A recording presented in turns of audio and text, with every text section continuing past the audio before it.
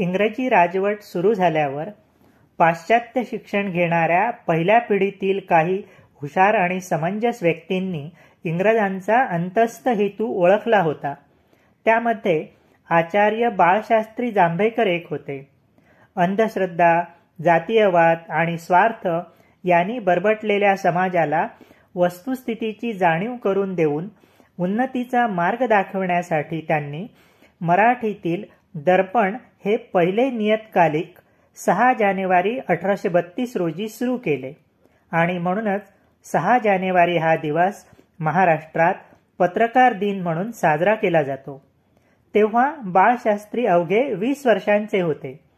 दर्पणमधील लेख वाचल्यानंतर त्यांचे ज्ञान, समज आणि समाजहिताची कळकळ दिसून येते.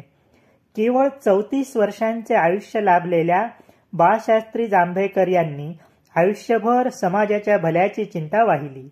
त्यांच्या कार्याने महाराष्ट्राचा इतिहास उज्ज्वल आणि दैदिप्यमान बनला आहे.